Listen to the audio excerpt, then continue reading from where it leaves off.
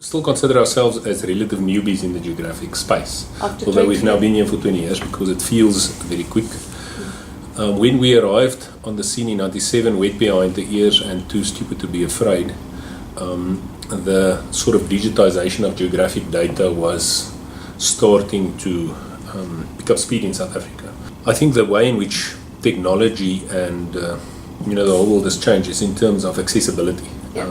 And I'm obviously going to reference back to what AfriGIS does. We say we give easy, secure access to quality location information and insights. Yeah. So the easy and secure initially was on a disk with a password, whereas now it is through web services and APIs and software developer kits and so forth.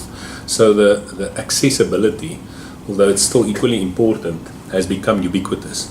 The core application of the data hasn't really changed, but the scale at which it's been applied and is being understood, that has increased by leaps and bounds. And initially it was seen as geography. So if you talk geography, people wonder exactly what is that again. Do I know all the states or do I know all the countries, etc. But if you talk about location, people say, yeah, I know that's my wife or my children or whoever knowing where they are on the phone. Telecoms, I think, is always a good one. I think the penny still is in the process of dropping for them, where they have to drive for efficiencies and they're going to have a very focused look on where things are. If you use a Google map to track anything, there's a different licensing model. There's a per device per month charge. Yeah. So if you're looking at 22 billion devices that are being tracked, many of the companies that are writing stuff around it, they don't realize, but they actually have to pay Google to show them, people on a map. Yeah. There is a reason why companies like Uber, and you'll probably see Airbnb in the not too distant future, basically people in the tracking world are building their own base maps, because it's going to become really expensive to get location context for the Internet of Things. So that's the telecoms world.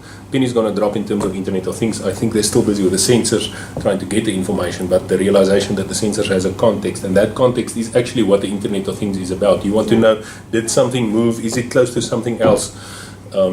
Is it in a danger zone? Is it where I want it to be? What's the proximity relative to two things, and so on and so forth? All of those weird questions. So that's telecoms.